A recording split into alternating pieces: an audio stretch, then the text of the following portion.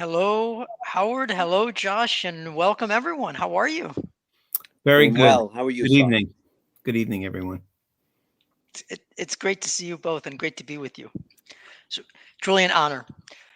So, anyone who might be listening to the recording or joining us this evening, definitely welcome everyone to Quotes for Life.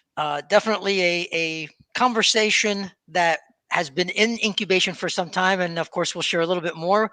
But without too much to do, Howard, I would love for you to introduce yourself, and then we'll definitely cycle to Josh. Thank you. Thank you. Again, good evening, everyone. My name is Howard Schornstein. It's a pleasure to share tonight's program with both Cy and Josh. A little bit about myself. I love to read. In fact, I actually send a weekly note and quote out to many of my friends and family. It's a habit I started after I took a trip to Israel with a men's group and we reflected on the Sabbath day. While I'm not an overly religious man, I am reverent and I believe in a spiritual life. I've made a career in the management of information systems, combining an interest of travel, computers, law, and business. My job is to manage and facilitate teams located both in the United States and internationally to develop and implement large-scale computer systems. I've enjoyed working in companies that have been leaders in their industry, market segments such as AT&T Bell Labs, CVS Caremark, Weight Watchers International, and now I actually work at NextGen Healthcare. I've combined my love of computers with my love of the law. I'm a member of the New Jersey Bar. I'm an attorney, and I have a special interest in computer law and electronic healthcare record compliance. I've also managed the corporate infrastructure and medical legal compliance of my wife's cardiology practice for the last 25 years. I live in New Jersey with my wife, and I have two children who are both in college. I look forward to tonight's program. Thank you. Thank you, Howard. Josh, my friend, let us know who you are. Well. Thank you, Cy, and good evening to everyone. Uh, I'm Josh Feldstein. I too live in New Jersey, though I was born and raised in New York, and as most of my family and friends will tell you, I'm still much more of a New Yorker than I am a Jerseyite. I I've spent a good part of my life working on Wall Street, having worked for a number of firms in both investment banking as well as asset management and the more burgeoning wealth management areas. I initially cut my teeth in the industry working as a fixed income analyst, and then moved on to the support side, for lack of a better way of describing it. And so I've spent much of my career and what I do now still is serve as a vendor relationship manager, focusing on strategic relationships with respect to those who provide enormous amounts of financial market data as well as the analytical tools that are used by our front office professionals for being able to make the most informed and most cogent decisions on behalf of the firm, and in the case of asset managers and wealth managers, on behalf of their clients. Uh, and I focus primarily not only in managing those relationships, but also in negotiating those contracts from both the standpoint of a commercial structure as well as the terms and conditions for mitigating risk, which has become much more important in the world that we live in. Now, that being said, I've always been of the view that it's there's a difference between making a living and making a life. So that's how I've made my living. But how I've made my life really is through the love of ideas and the love of my family. And my love of books goes back to my childhood, for which I am eternally grateful to my grandfather for exposing me to the great thinkers in philosophy and history and literature and law. And that's still my great love today, second only to my family. So as my friends will tell you, I'm usually in the midst of any number of books simultaneously. And I think that an education is a never-ending act of self-discovery until we draw our last breath. And it's through those books as well as lived experience that we acquire that education. And that's basically who I am. And I Beautiful. look forward to sharing myself and to participating in what are going to be some really great discussions with both Howard and Cy. Excellent. Thank you both so much. And before kind of introducing myself ever so briefly, the thing that really resonated for me when I met Howard first, if you will, and he of course cultivated the introduction to Josh, the way that Howard, you are able to see people, to truly see them. And as our conversations have manifested and ultimately we're here, you made the introduction to Josh, and likewise, the same kind of wisdom that lies within both of you is very, very profound. So it truly is an honor to be together, Thank you, Cy. all Thank around.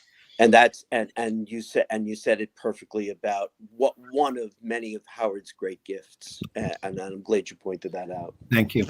Thank you both. So I'm a coach and a consultant and a practitioner. I've got far too many years, and I'm interested in not in retiring, quite honestly, but I don't know how that manifests.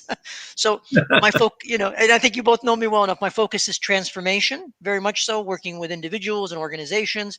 The more challenging, the more difficult something is, the more it makes me feel alive, respectfully, and the more hopefully I can add value in working with folks. So everything from business and strategy and leadership and culture and execution and technology, I'm interested in helping organizations, individuals, and teams get better. So I classify myself as a mutt. I think you both are definitively have heard me say that before. So all around.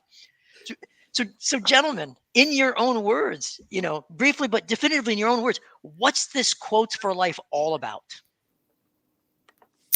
Well, I could start. As I mentioned before, I started doing this when I came back from a trip to what is a holy land to many religions. And it was interesting to me when I was walking through this country, through Israel, on a normal work day, people would just pass each other by, wouldn't say a word to each other. But on Friday and on Sunday, people changed. They everywhere you walked, someone was saying, good Shabbat Shalom, and it resonated with me that there's something to be said for reaching out to people. And I realized that for me, it was very intellectually stimulating to look at other people's ideas sometimes, their quotes, and learn from them. Learn from other people who have more knowledge than myself, perhaps, and many times they do, a lot more knowledge. So that's how it started for me, and it's been a wonderful experience. Thank Well, you, Howard. for me, this represents something that's ongoing, at least in terms of how I've lived my life. And I think those who know me well know that, because I've subscribed to the view that, and here's a quote, that as I learn without guile, I impart without envy. I do not hide her riches. Knowledge is who we are, and the things we learn and the things we know, whether through books or through lived experience or some combination thereof. It's meant to be shared. If you don't share it, it doesn't really mean a whole lot at the end of the day. And I've always been of the view, whether with my children or with my friends, the importance of being able to share those ideas, because it's only in that way that I can ultimately learn more about myself, as well as learn more about others. Beautiful. Howard, did you want to add something? Or are you good, my friend? Oh no, All I'm good. fine. Good. So, and it's profound how you both describe it, and I say very explicitly profound because it resonates for me, the power of the quotes as well as the power of the person sharing it, and how it resonates for them, and it exposes who they are, for lack of better words, in that expression. So definitively, as we talked about it, right? We said, are there three quotes that you are able to identify that would encapsulate wisdom that you would like to pass on to future generations. I honestly can't remember who said it at this point. So perhaps if you remember, someone said we all owe nature a death.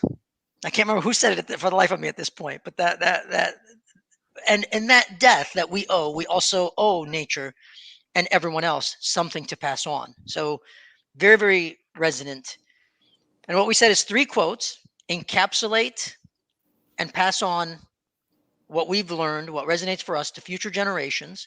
And we're going to explore those. And tonight we'll do 1 quote from each of us. And of course, as we move forward, we'll do other quotes. And if there are people listening to this who would like to participate in some capacity, reach out as always. Howard, you good? Josh, you're good to take a look at the first quote? Right. Let's go. Absolutely. Beautiful. So let me go ahead and pull this up. Howard, all yours, my friend, and we'll dive into exploring. Yeah, it's interesting. This quote, and I'll go into it in a minute, was from Abraham Joshua Heschel. He's was a rabbi and a Polish-born American who was a leading Jewish philosopher of the 20th century. And he was a professor of Jewish mysticism at the Jewish Theological Seminary of America. He wrote many books on Jewish philosophy, and he also was very active in the civil rights movement. And his quote is, it's not enough for me to ask the question. I want to know how to answer the one question that seems to encompass everything I face. What am I here for? And let me explain why I chose this quote. This year, I know, Sai, you had mentioned, in one of your comments, it's been a tough year, this crisis, this pandemic. And while we've all experienced loss in our life in different capacities, I lost 2 friends who were both younger than me from COVID. One was a gentleman from law school, Matt Maurer, who was 58. The other gentleman I worked with at work, Sandeep Jain, who was 35. And both men had wives and families, and they were close friends of mine. And I turned to Rabbi Heschel's writings to find some way to reflect on these tragedies. And I came across this quote. I had a meaning liking to it and its outward simplicity, yet I know it's immensely complicated. After all, there's many reasons, religious reasons and philosophical answers to this that could be written, books could be written on and have been written on. But I wanted to simplify it for myself, and I'd like to try to rationalize a little bit on this call. For myself, I broke it down to 3 components. I said that, I looked at my personal life, the life I have with my friends and family, and then the life I have with people at work. There's so many examples, but I tried to narrow it to a few. And I'm here personally, and I apologize for the phone. My apologies. Okay. On a personal basis, I'm here for my wife and children. My wife and I live in a house, but we created a home. We created a family of 2 children, and we helped them to grow into young adults they are today. I took care of both my father and mother and my in-laws when they needed my love and assistance. And I also educated myself. I have an MBA, I have a JD. I do continuing learning and different certifications. And I say to myself, what better reason to be here than to help create life with our children and our family and learn skills to help ourselves and others and bring more spirituality and have more meaningful lives for all of us. And I'll just say one thing. When, my wife and I were married, the rabbi made a particular point of saying, we live in homes, but we create houses, and we live in a house, but we create a home together. So that, to me, why am I here? Personally, I see myself, being a family man and being able to help others. And then I looked for my friends and family, and there's so many examples, but I'll give a local example. A few weeks ago, we had some people over the house, and there was a local doctor who was a family friend. And he sat down to talk to me. And very surprisingly, he said to me that I changed his life. And I'm looking at this gentleman, and I'm saying, okay, he went to an Ivy League medical school.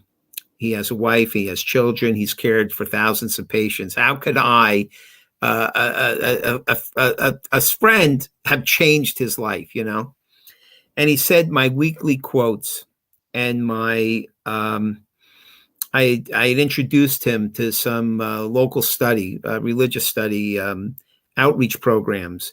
He said that changed his life. It made him a more well-rounded person. It made him a better father, a better husband, a more spiritual individual, a more rested individual, and thus a better doctor to his patients. I never knew that, I was having this impact on this gentleman until he told me that.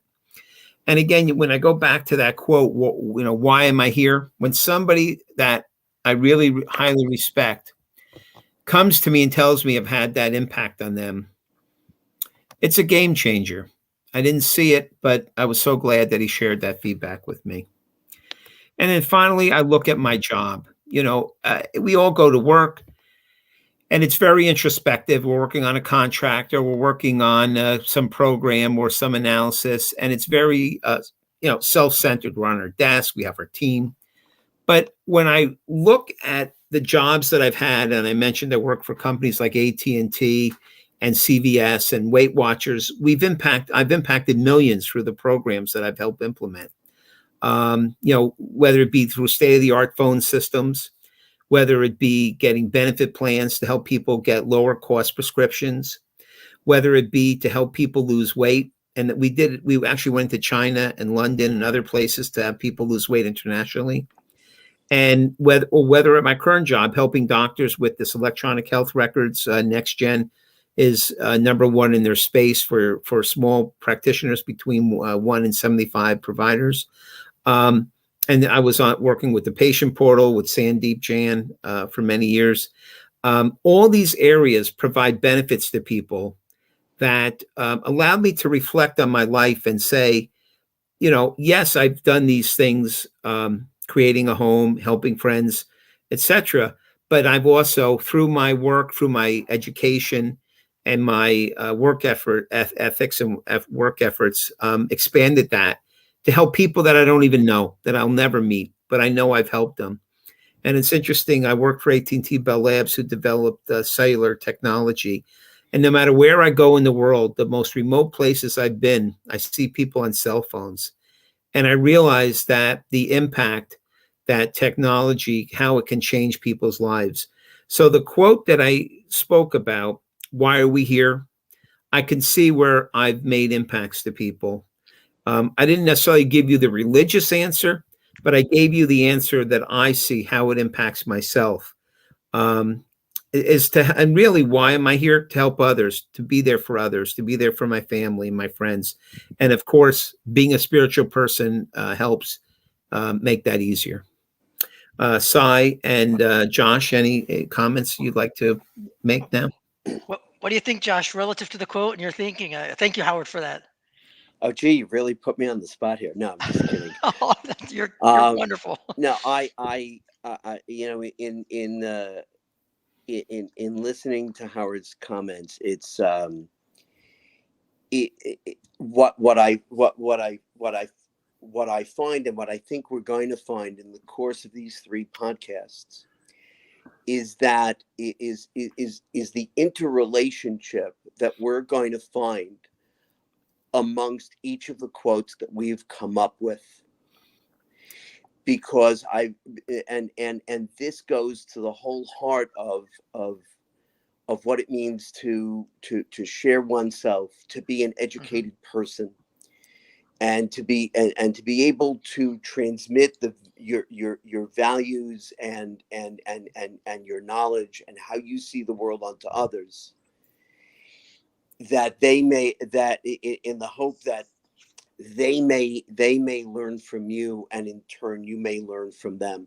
And I think in the current cultural climate that we live in, a lot of that is really sorely lacking, because I think one of the things I hope that will come out of these podcasts is that people will walk away not necessarily having the roadmap to success or the blueprint by which someone is going to change their life, or as you termed it earlier, Sai, transform themselves, or transform their lives. It's more about walking away and giving someone something to think about, a new way of being able to approach an old problem. Because it isn't always about just the destination. It's about the journey. Yep. You can't have the journey without the vehicle by which to do it. And the vehicle that we're employing is dialogue. And that comes with having a mutual respect for people, the kinds of things that Howard has alluded to, either directly or more obliquely. And so in addition to that, when Howard posed the question from Heschel, who is a favorite thinker of mine, I don't agree with him about everything, but he's an extraordinarily compelling philosopher and theologian and rabbinic scholar. It sort of reminded me of a book years ago by Viktor Frankl, one of the 20th century's preeminent psychologists and the pioneer in what is called logotherapy. And he wrote a book called Man's Search for Meaning, which came in the aftermath of the Second World War, in which his entire family was met their demise in the Holocaust. His entire family. He literally was as alone could be. And he was left with that question: who am I? What am I going to do with my life? And so I appreciated the quote that Howard came up with from from Heschel, and it speaks to the fact, which I think Heschel was trying to get at, that the answers aren't always going to be readily available. Yep. But the answers are never going to be available in the absence of asking questions. Yep. Questions to ourselves, about ourselves, and about the world around us. Because even implicit in the question that's posed, because the question seems to be fairly simple and straightforward, right? Right. And as with any great thinker, it's anything but simple. Right. Because if that question in turn engenders other questions. The question, Howard, that you brought up from Heschel begs other questions. Because in order to answer that question, we then have to ask the question: what does it mean to know something? Yep.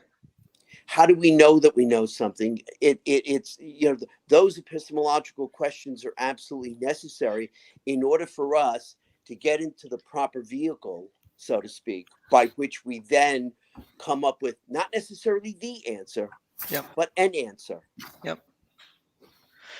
So Josh, if you don't mind, can I jump in, because I want to build on what you said, and Sure. and because the eloquence of Heschel's quote, and this is what hits you straight between the eyes, as they say. If you read it, he doesn't say, "I want to know the answer." Right. It's so eloquent. He says, "I want to know how to answer." It's so the focus on the how to is absolutely critical when he expresses it. So he's actually suggesting that we don't take the easy route and just give ourselves the answer or make up an answer, but truly go through the journey, exactly as you said. I mean, that really strikes. And I'm very familiar with the gentleman's work. That strikes very deeply. I'd love your thoughts, both of your thoughts, relative to kind of what I'm calling out. Yeah, because it in turn, Sai, will also compel someone to ask, okay, how do I go about it? Do I go about it through faith? Do I go about it through reason? Right. Do I do it through a combination of both? And how do I strike the proper balance between the two? Can I strike the proper balance between the two? That's what this is all about. It all goes back to what Socrates said. The most important question, the most important thing is to ask questions. That's how he taught. Howard, you went to law school. You know the Socratic method. That's exactly what it's supposed to be. we tend to lose it outside of the confines of the classroom. And I think we need to try to find that again. Yes. No, I agree. It opens the door to many questions. And, I said when you lose somebody, and I lost two friends, you want to know some of these answers, and they're not there. They're just not there. We don't have answers for many of these things. And again, I tried to bring it back to where I could rationalize it, but there's just no way that we can answer many of these questions. And that's okay. It's great that you said that, because the truth of the matter is, it's okay not to have all the answers so readily available, because especially if one believes in the transcendent, whether it's the monotheistic God of Judaism, Christianity, or Islam, or whether it's of other religions that are not monotheistic, it forces us to accept the fact, given the limits of unaided human reason, that we're not going to know the answers to everything. But that's never an argument for us, as Plato would have said, not to pursue it with every fiber of our being. Yep. If I can kind of just ask another or make another comment, and then invite your perspectives, if that's all right, Howard and Josh. He emphasizes, right, what am I here for? So there's definitively something beyond the I in that. And so the emphasis on the how and the emphasis on the for is a very interesting dynamic. Yes. It is, because in Heschel's works, we tend to think, for those who are religious, not merely spiritual.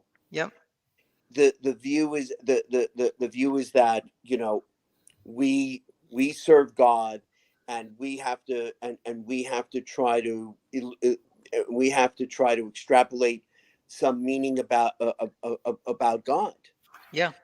But what he's saying here is we need to try to figure out as best we can what is our meaning, because Heschel's argument, and this is true in one of his other great books, is that it's not only about us having a relationship with God, but God also needs to have a relationship with us. Absolutely. He's going to have a relationship with us. We need to give him the reasons why he should feel intellectually and morally compelled, in the divine sense, not merely in the human sense, to have a relationship with us. So I want to call out just a few of Heschel's books, if you will, and it really begins to emphasize, just by the title, the breadth, exactly as you both have mentioned and elaborated, especially Josh in that last sort of contribution. He wrote "Man is Not Alone" in 51. Yes, if memory serves. God in Search of Man in 55, and he wrote "The Prophets," and then "Who is Man?" And if you look at his work, it truly echoes exactly. I mean, it's a very, very profound thinker. So thank you for the quote, Howard. Extraordinarily so. And in fact, the Prophets was his first major work, and was an extension of his doctoral dissertation that he did at the University of Berlin. Beautiful. Right. Beautiful. So definitely a lot to take away from the quote. Should we move on, gentlemen, to the next quote? Yes. You're good, Josh, to move on as well? Oh, sure. Excellent. Thank you again, Howard. That quite brilliant, to say the least. So, Josh, my good man, here's the first quote that you shared. Yes, let parents bequeath to their children not riches, but the spirit of reverence. Again, what makes this, and it was difficult for me to come up with what are three really profound quotes that have informed my life, because I can think of so many, since I've been fortunate enough to stand on the shoulders of giants, from my grandfather to professors I've had through the years, to people I've worked with and so forth, to friends that I've had who I learn a great deal from. But I thought especially to, first of all, he mentions parents, not a mother and a father,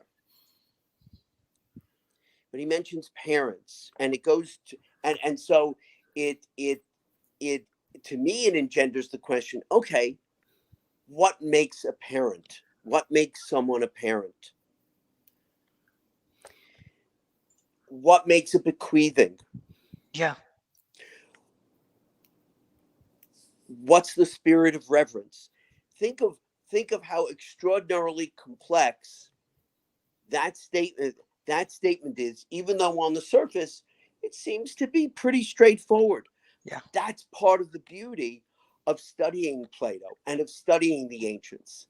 As I've said to my friends, and Howard may laugh, because chances are he may remember this. I said, we're better informed, but we know less. Well said. Yep. Yep. And I really do think that's true today. We live in a world in which the role of the parent has been somewhat diminished. I've thought I can't. I've stopped counting how many times I hear parents say, I want to be my child's friend. Mm-hmm. And I want them to be my friend. And I think we've lost our way a little bit in that regard, because parents are supposed to be teachers. Part of why I love the role of being a parent as I've understood it, so that in turn I accept the need to accommodate my children, but not to indulge them, Mm-hmm. because I want them to grow up and be adults and to be parents, because those things are not a function of age. Yep. They are a function of who one is and who one isn't. And I think that the role of the parent in even in terms of our schools, we've thought about, we've heard various things recently about that, where the role of the role of the parent is to be diminished in terms of a child's education. But I think that the role of the parent is to educate, is to teach, as the late Irving Kristol would have said, to teach our children the conditions of being human, Mm-hmm. of Beautiful. managing life's tasks in a world that is and must remain forever imperfect. Well And said. we've lost our way in a lot of respects, and that's why I thought of this quote, because it also not only is not only am I focusing about the role of the parent and what constitutes a parent, the transmission of knowledge, the transmission of values, and not only of that knowledge and of the values, but the way in which to go about transmitting them. How does Mm-hmm. one communicate those things? All of which one can find actually in the Platonic dialogues. Yeah. Whose role was and Plato's role in writing all those dialogues was for us to see the entire organic nature of human nature. Well said. Well And the said. fact that there is such a thing as a human nature. There are certain things that are malleable, but there are also certain things that are immutable, that are transcultural, that are transhistorical. And we've lost a lot of that, because we don't subscribe to the transcendent. We sort of take the Enlightenment view that man is the measure of all things. Mm-hmm. And we've lost that sense of the reverent, because reverence speaks to greatness. You're only going to revere an idea or a person if you think they're special, if you think there's something great about them.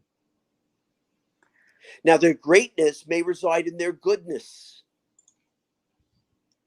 which people tend to confuse sometimes as gradations. But Yep. goodness and greatness are not gradations.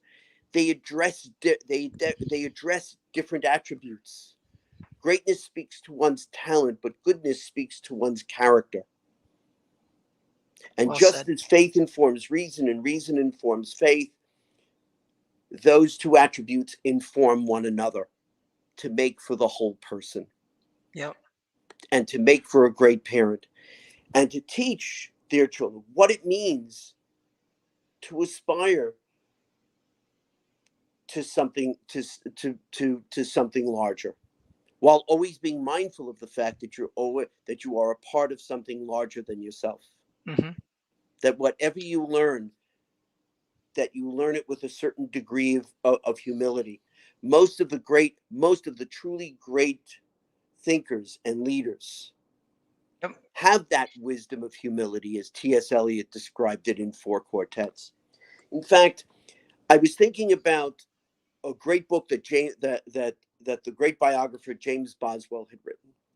He wrote one of the most magisterial biographies ever written about anybody. It's called The Life of Samuel Johnson.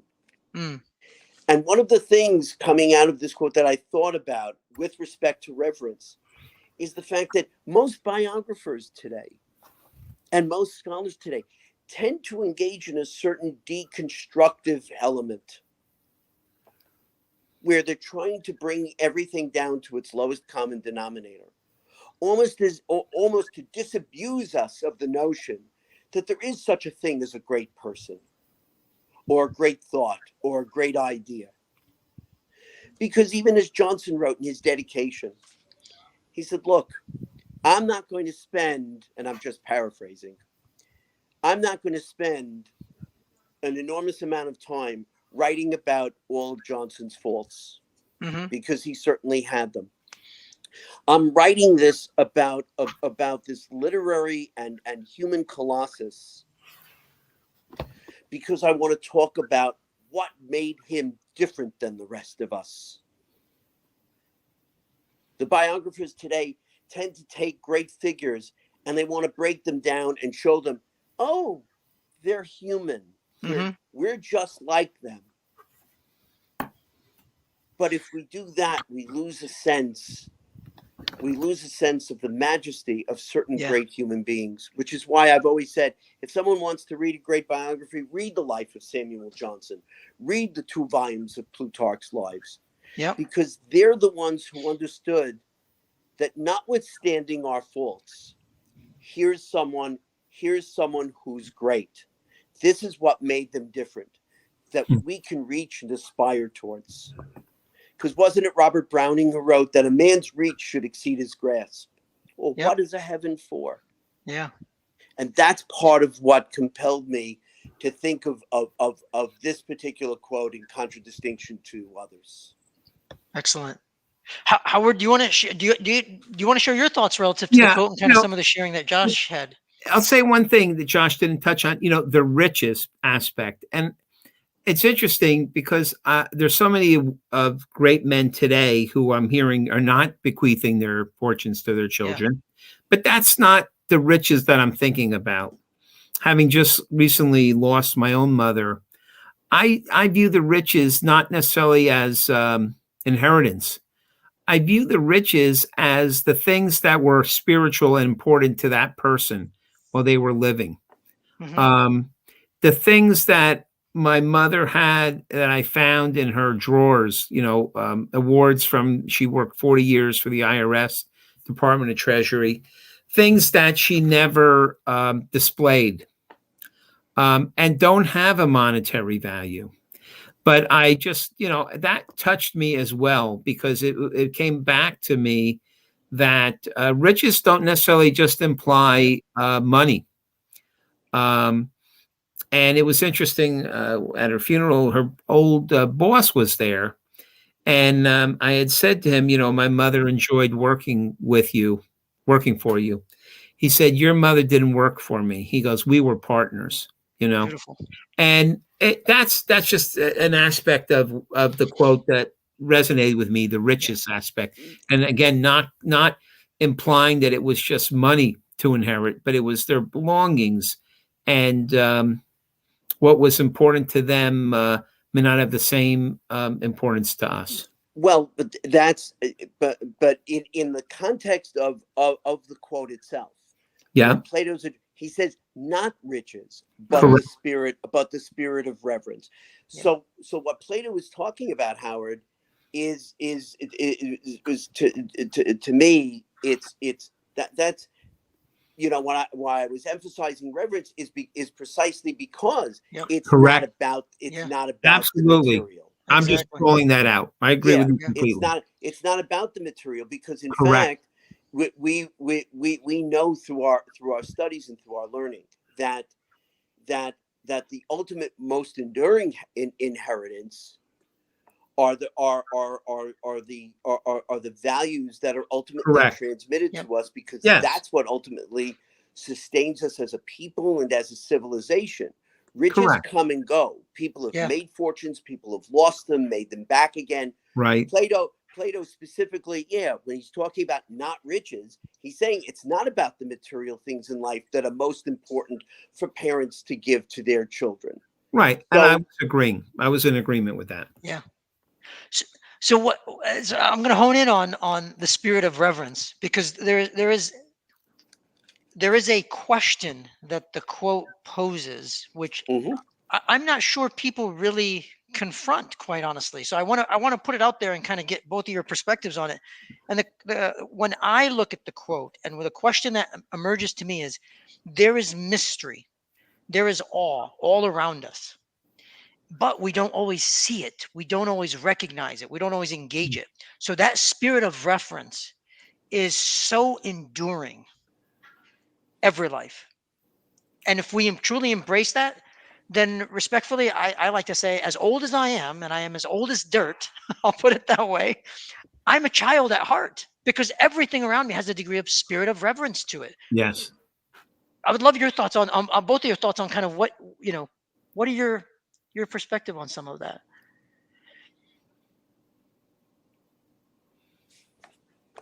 I'm thinking. I know, Howard, when you and I met, right?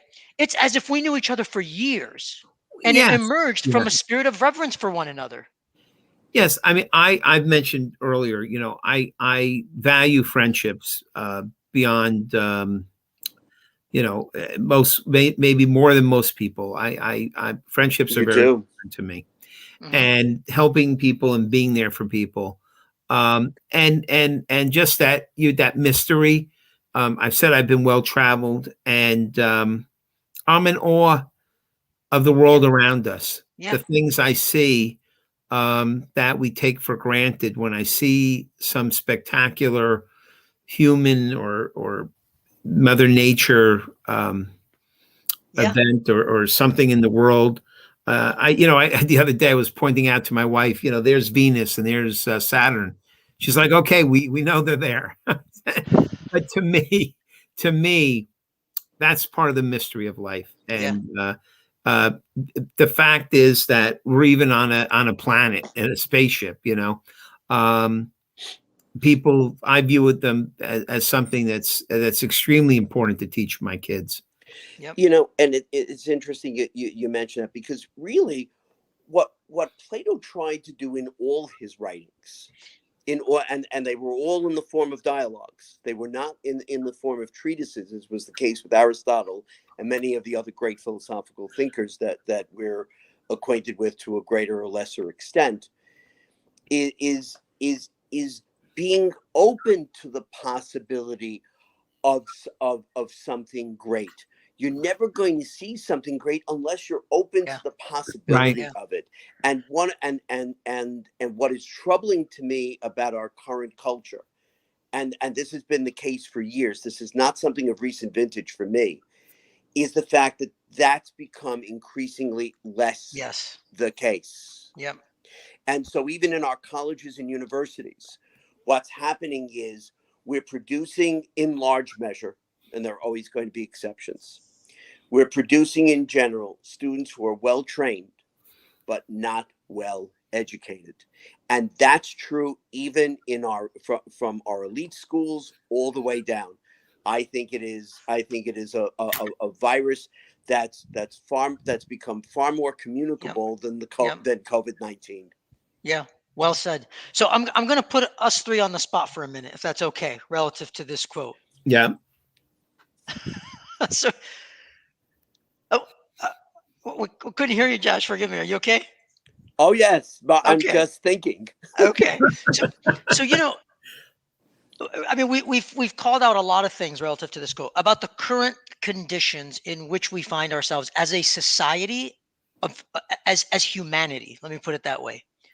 And I'm going to ask it this way: Can you share one question? Don't elaborate the question. Just think about it for a minute. One question that people should ask themselves that would sort of take this quote truly to heart, relative to parents, relative to reverence, relative to all the aspects that we've talked about. One question. Absolutely. Yeah, please. Absolutely. I'll jump right in on this. I've done a fair amount of I've had the privilege of doing a fair amount of public speaking in various venues, large and small, and I spoke publicly about something that is that is more than just tangentially related to what we're talking about here, which is, to me, one of the most important questions that people need to ask themselves is, how can I be a better person today than I was yesterday? Beautiful. Because in the absence of that, what is the justification for any of our tomorrows? Beautiful. Because to me, our acts as human beings are only intelligible to the degree to which we can attach a moral dimension to it. In the absence of that, we're no different than the animals who roam the jungle, or the plants that grow in our backyard, except in my case, because anything I try to plant dies in about 3 seconds. But that's what separates us. That's why we are proverbially the higher order of species. But it's only to the degree to which we come to be cognizant of the fact that everything we choose to do and everything we choose not to do is grounded in some sort of moral dimension. Otherwise our acts are meaningless. Well said. So, Yeah. Thank you. Howard, how about you? Kind of what question do you think people should really embrace? I'm also thinking along those lines, but I said, I view myself as a person who really embraces friendship, and I don't take it lightly. And it was just interesting. I was, when I was in India a few years ago, and somebody helped me. I reached out to that person and thanked him. It was on my calendar that I had been in India a few years ago, and I reached out to him, and the gentleman said, "You're amazing," and that to me, is the spirit of the reverence, is reminding people of something they did that was meaningful, and not letting it go. Beautiful. I would also submit that one of the things that needs to be done, is sort of a corollary to all this, is that people should be spending less time challenging everyone else's assumptions and spend more time challenging their own. So right. Josh, you must have read the piece of paper. My question is exactly that. What assumptions are you making? Ask yourself that question. What assumptions am I making? Because we're making assumptions. We should challenge ourselves. Another similar question: what are the preconditions that are necessary for me to achieve the intent of my action before I take the action? Most people don't pause enough to even ponder those questions. Well, that was precisely my point. And since we're doing quotes for life, so here's another one. One of my favorite poets, William Butler Yeats, wrote, and this is so apropos of this: in the quarrel with Out of the quarrel with others, we make rhetoric, Yep. but out of the quarrel with ourselves, we make Yes. poetry. Beautiful. Yeah. Yes. So, gentlemen, for the sake of time, we've got one more quote to take a look at. All Shall right. we move forward? Let's go. Please. Excellent. Excellent. So the next quote is the quote that I have selected, if you will. And I'm going to take just about a minute or so to share the perspective and then engage in the conversation with the two gentlemen, of course, by all means. So the quote is, what is the goal in life? It starts as a question.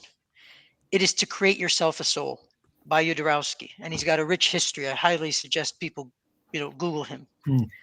Um, and the perspective that I embrace here, people always talk about purpose, their why, if you will. That's one thing. People always talk about outputs and outcomes and impact and all these things. But notice the elegance that he prescribes here. It's not your goal, it's the goal. He's very particular about that. It's not your why, it's the why. And he elaborates. And he says, he doesn't use the word find, he says create. There's a incredible distinction between creation and finding something. So very, very key. Yes. Right, I mean, extremely distinct. And then he says, and it's not find it somewhere, somehow, someone, but create yourself. And the totality of this, and this is what strikes me very, very deeply to my core. It is almost arrogant of us, respectfully, independent of what belief system you embrace.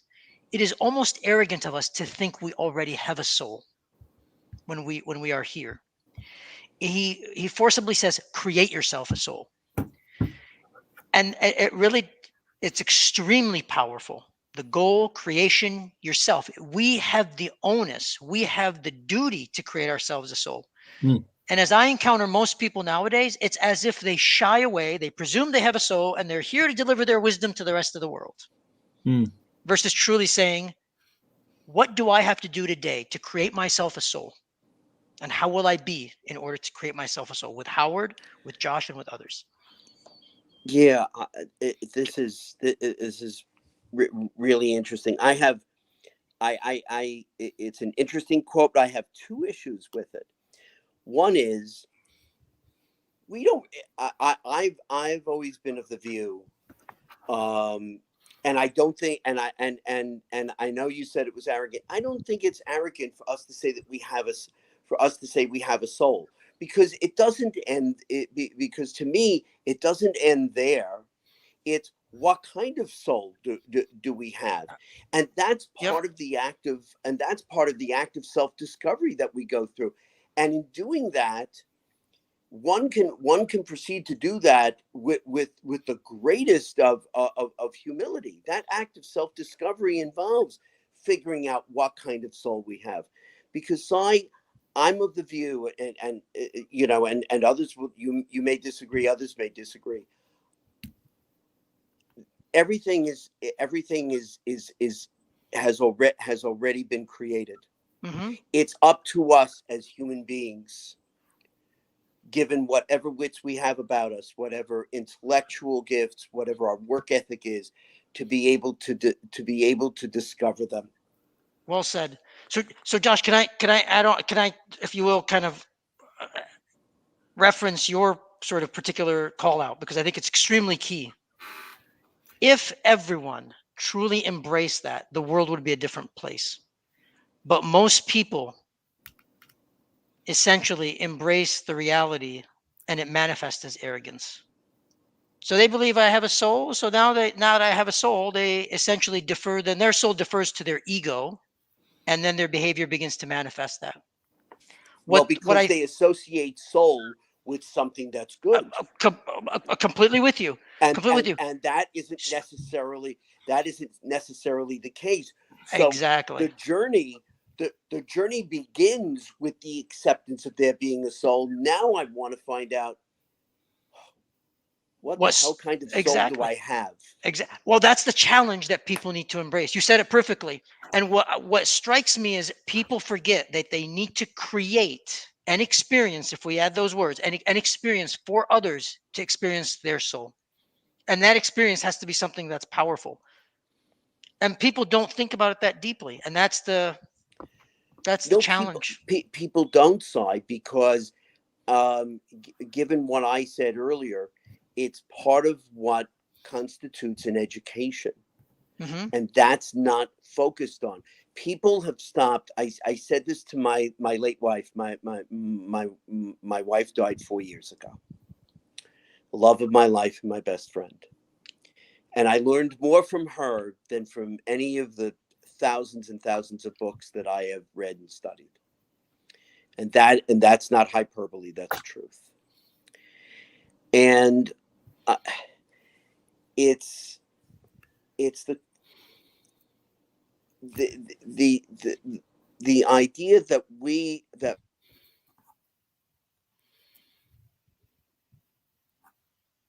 Did we lose you, there are Howard? there Did are we lose you, five Josh? Oh, there different we go. groups. There are five different groups of individuals who don't ask questions. Hmm. One group is comprised of those of those for whom they contend all the answers are all the I think we lost them. Josh, can you hear us? Well, hopefully we'll get him back. Yeah. Howard, yeah, Howard, what are your thoughts, my friend? Yeah, I mean, it's a very interesting quote, and I agree. My whole life and our whole lives it's a journey, and it's learning and improving. And recently, I was with a group of people talking something similar, that it's what we don't know that's important. That the knowledge we they're have. afraid of admitting they don't know Oh, yeah. something. Jo- And then Josh, there's we another Josh, we group. lost We everything. lost you for a little. Yeah, we lost you for a while there. We lost a lot of what you said, my good man. Oh, okay. Maybe that was then. Maybe that was the system saying, "Huh, wait, hold on a second. You're But we're going, glad you're a back. little overboard." But we're glad you're back. You're glad you're Well, back. well. Thank you. There's all kinds of ways in which we return, right? So, Yeah. Indeed. so I don't know where Well, we don't know where where you what lost you were me, saying, but so it's hard to go. yeah, but with the groups of people that don't ask questions. So again, you have one group that thinks all the answers are Hmm. already axiomatic. No need to ask Yep. the question. Another group is of the view, well, there's no such thing as objective truth. Everything's just mere opinion. So why bother? Another group won't ask because they're too afraid. Because the individual's afraid of appearing to be foolish or stupid in front of their peers. Yep. And another group doesn't want to ask questions because they're afraid of what the answer is. Yep. Yep. Yeah, and When Josh. you add all that up, you've got Yeah. very few people today who are Yes. willing to ask questions about Yes. themselves and about the world around them. Right. Yes. And Josh, I was just mentioning when you came back that I was with a group of men discussing something similar, and the issue came up is that the more you know, the more you don't know. I know we Yep. touched on it. Well, of course, And that comes from the Gorgias. Mhm. Right. Again, one of Plato's dialogues in which Socrates serves as his interlocutor right, and says that the greatest form of knowledge is knowledge of one's own ignorance. Yep. correct. And I was saying, when we talk about creating yourself a soul, it's that knowledge. You're constantly looking to improve yourself and to get that knowledge. Yeah. So I know we're pushing our time limit, but if you two are good, are we good to move into the sort of the last segment? Yeah, Does that sure. work? Josh, you're good? Absolutely. Beautiful. So, given our conversation, right, and we touched upon, the three quotes and what have you, is there one thing that we can really suggest or offer the listeners to embrace, to do, to practice that would truly have an impact in their lives and those around them? Yes. Read, study, and ask questions. Beautiful. Well said, and so succinct and to the point. Beautiful. which is rare for me. So. All good, my good friend. All good. All good. All good. And I'm going to say we grow through life experiences. And I remember we were driving in the car one day and my kids were listening to a tape. They said, don't be afraid of dying. Be afraid of a life unlived. Yeah. And I believe that we grow by making deliberate choices, to focus on what we want and setting goals, and growing through these experiences. Every experience, every person I've met, I've grown through. Well said. Well said. That's it. And if I add a bit of a wrapper, definitively experience the journey, right? Embrace the magic or the spirit of reverence. And through that journey, truly create yourself and what the impact is can be on others. Right. Sounds great. Beautiful. Excellent. So we've got 2 more sessions. And in the next session, we'll take the next set of quotes. And likewise, we'll have another session after that. Great. So thank you both so much all around. Well, thank you for putting this all together, Cy, and for being being the thought merchant, if you will, because you were the one who thought about this forum, and so when Howard had asked me about it, I'm thinking to myself, asking me if I, putting me in a forum like this is like putting a blowtorch in the hands of a pyromaniac. I couldn't possibly say no. But the brilliance, right, and the magic that we have in exploring these things between us, I think goes such a ways, quite honestly. And that what I hope will come out of these sessions is that others will engage their friends and their family in like manner. Right. Yeah. And that and that we can move away from a world in which we've lost the ability to where we can disagree without being disagreeable. Exactly. Right. Exactly. It's true. Yeah.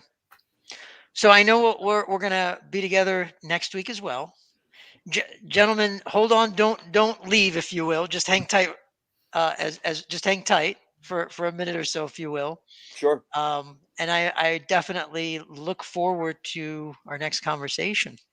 As do I. I think it was fantastic. Yes. Thank you. Thank you, Simon. Thank you, Josh.